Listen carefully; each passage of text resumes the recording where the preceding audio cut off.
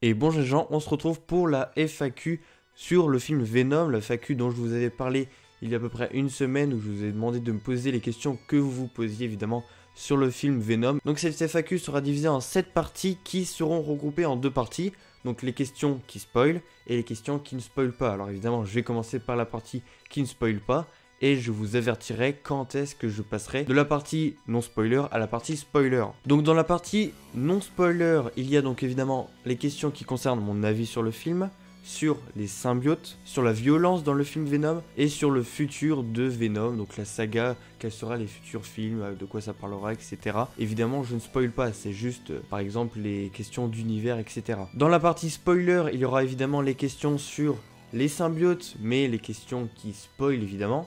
Il y aura les questions sur Spider-Man et Carnage, et une dernière partie qui est une partie qui en fait concerne qu'une question, qui est un peu en rapport à autre chose. Le film est bien, qu'as-tu pensé du film Venom? T'en as pensé quoi du film Venom? Ton avis sur les scénarios, tu en penses quoi dans sa globalité? Alors évidemment, pour ceux qui ont vu ma critique sur le film Venom, vous savez que personnellement, alors je dis pas directement mon avis, mais au final, j'ai plutôt bien aimé le film Venom, malgré ses nombreux défauts. Je suis hypé complètement, et c'est pour cela que je l'ai vu 2 fois. Parce que j'adore le Venom, j'adore ce symbiote. Même si l'histoire n'est pas ouf, même si y a beaucoup de défauts, je kiffe voir Venom au cinéma. Vraiment, je suis complètement ouf. Le scénario, il est assez simple, même si, ils ont réussi à bien s'en tirer malgré qu'il n'y ait pas Spider-Man, et ça c'est plutôt cool. Est-ce que tu as le même avis que la critique? Alors pour moi, l'avis global de la critique c'est: ce film est nul, il est comme Catwoman, c'est de la grosse merde. Alors je ne suis pas du tout de l'avis de la critique qui enfonce, qui défonce le film très méchamment. Je veux dire, il ne laisse aucune chance à ce film, comme si ce film devait être absolument parfait, et comme si ce film avait 1 milliard de défauts. Ce n'est pas le cas, et c'est un film très dur à réaliser, et ça, il l'oublie. Pour toi, Venom est-il le pire film de l'année? Peut-on le qualifier d'échec total? Alors je sais pas si tu voulais dire si c'est le pire film Marvel de l'année. Alors pire film de l'année, non, ça clairement pas. Il y en a d'autres qui sont beaucoup plus pires, comme Ala 2.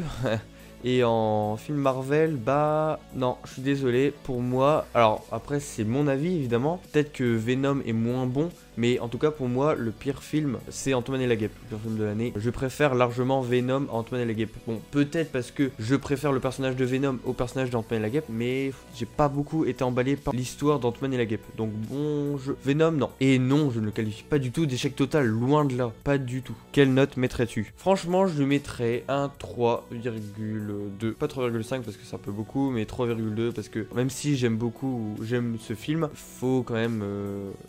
il y a quand même des défauts, donc faut pas l'oublier quand même. Est-ce que Venom est meilleur que celui de Spider-Man 3 de Sam Raimi? Alors moi personnellement, Venom de Spider-Man 3, je l'ai vu quand j'étais petit, et vu que j'adorais Venom déjà à l'époque, j'ai adoré Venom. Mais personnellement dans son design, oui, beaucoup plus. Évidemment, vu que c'est un film sur Venom, Venom est beaucoup plus développé, donc forcément Venom est beaucoup mieux que celui de Spider-Man 3. Mais il est pas pire, hein. Forcément il est pas pire étant donné que le personnage est beaucoup plus développé, même s'il a certains défauts, faut pas l'oublier. Que penses-tu de la performance de Tom Hardy?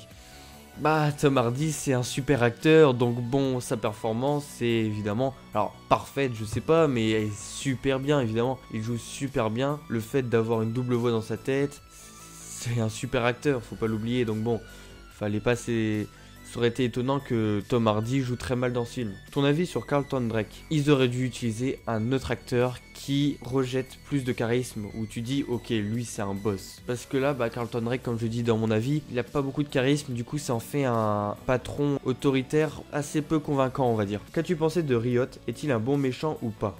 Riot, ouais, il est assez peu développé au final. Son rôle dans le film est assez rapidement dit. Le design est cool, c'est-à-dire qu'il est différent de Venom au niveau physique. C'est un méchant symbiotique qui aurait dû peut-être un petit peu plus être développé. La bande son est cool. La bande son est cool. À un moment donné, vers le début, je crois que c'est Eminem qui chante, il me semble. Alors évidemment, le générique, c'est évidemment Venom de Eminem, mais la bande son est plutôt cool. Ouais, ça fait du urbain. Moi, j'ai bien aimé. On passe donc à la deuxième partie de la partie sans spoiler, qui est la violence dans le film. Que penses-tu des scènes d'action, réussies ou illisibles? Oui. Peut-être la dernière, le climax c'est un peu illisible, je sais pas, je trouve qu'il est allé un peu trop vite, mais sinon, non, j'ai pas à me plaindre du tout, c'est ni trop réussi, ni trop illisible, c'est entre la moyenne des deux. Est-ce que Venom est violent? Est-ce que le film est si violent comme la limite d'âge Peggy 12 le prédisait? Il est violent et gore comme Deadpool et Logan? Le film est évidemment violent, c'est un peu sûr. Alors non, il n'est pas gore comme Logan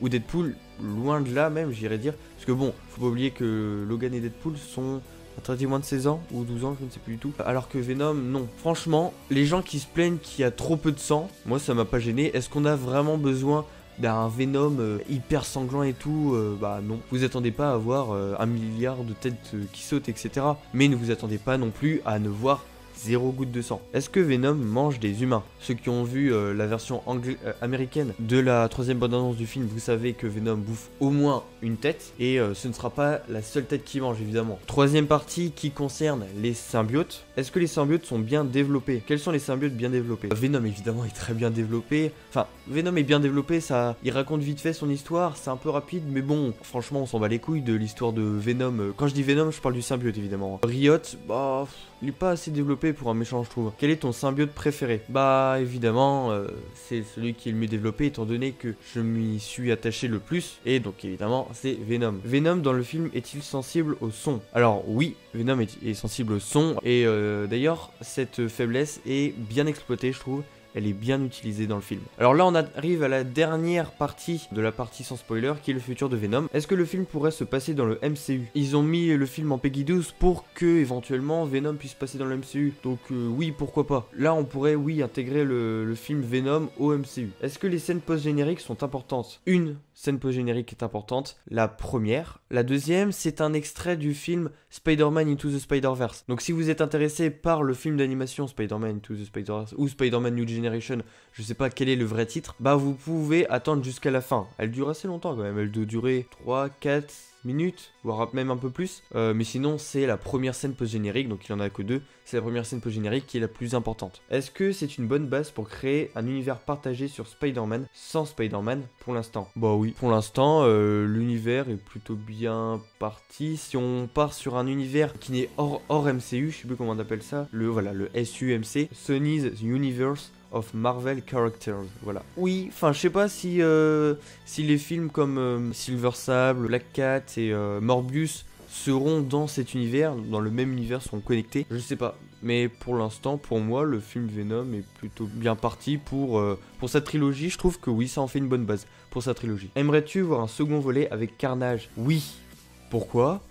Parce que Carnage est mon méchant préféré. J'espère qu'ils feront un deuxième film Venom, parce que bon, le film se prend beaucoup de critiques, donc bah j'espère que ça les découragera pas de faire un second volet avec Carnage, parce que je veux voir Carnage contre Venom dans Venom 2. Que penses-tu du SUMC, le Spider-Verse de Sony avec Venom? Bah pour l'instant, je trouve qu'il s'en sort bien sans Spider-Man, même si c'est handicapant de faire un film sur un méchant sans le super-héros, sans qu'il ait commencé avec le super-héros, bah je trouve que là ils s'en sortent bien. Donc du coup pour l'instant le Spider-Verse sans Spider-Man, d'ailleurs là on devrait plutôt l'appeler le Venom-Verse du coup. Pour l'instant le Venom-Verse marche, pour moi il marche. Alors c'est sûr il y a plein de défauts, mon dieu, mais pour moi pour l'instant il pourrait très bien y avoir un deuxième volet. Hypé par une suite? Totalement, j'ai hâte qu'il fasse une suite. D'ailleurs, vu qu'il a signé pour une trilogie, j'espère que cette trilogie se fera. On arrive donc à la partie spoiler, donc ceux qui n'ont pas vu le film, eh bien, quittez la vidéo. Alors du coup, première catégorie, les symbiotes. Il y a combien de symbiotes? Combien y a-t-il de symbiotes? Alors, des symbiotes avec les hôtes qui sont montrés, il n'y en a que 2. Il y a Riot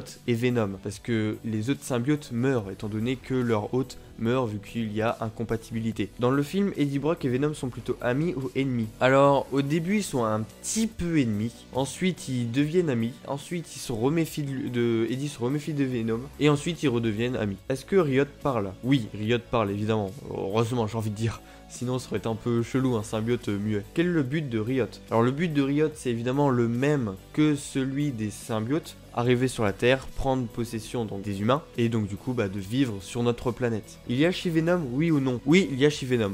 pendant un court instant, certes, je vais même dire que c'est peut-être un caméo, mais oui, il y a She-Venom. Comment as-tu réagi à la scène avec She-Venom? Bah, je m'y attendais pas trop, parce que je voyais pas trop comment on pouvait faire une She-Venom. J'étais un peu surpris, je me suis dit, ah bah c'est marrant, mais j'étais pas non plus, waouh, incroyable. Qui sont les autres temporaires de Venom et Riot? Alors, les autres temporaires de Venom, donc évidemment, donc il y a un petit Chihuahua, il y a du coup Annie, qui devient She-Venom, et donc il y a Eddie. Alors, pour Riot, il y a l'astronaute, l'infirmière, une grand-mère, une enfant, Carlton Drake. Pour Riot, ça fait quand même beaucoup. On enchaîne du coup avec la deuxième partie qui est sur toutes les questions portant sur Spider-Man et Carnage. Y a-t-il Spider-Man? Il y a Spider-Man. Non, il n'y a ni Spider-Man, ni Peter Parker. Il y a Carnage. Est-ce que dans les scènes post-génériques, on voit Carnage? Confirmes-tu que l'hôte de Carnage est présent dans les scènes post-crédit, utilisant une potentielle suite pour Venom? Il y a Carnage, il y a l'hôte de Carnage du coup. Il y a Cletus Kasady, donc oui pour la question, est-ce qu'il y a l'hôte? Oui, il y a l'hôte, mais du coup, il n'y a pas vraiment Carnage. On ne voit pas Carnage en mode symbiote. On voit seulement Cletus Kasady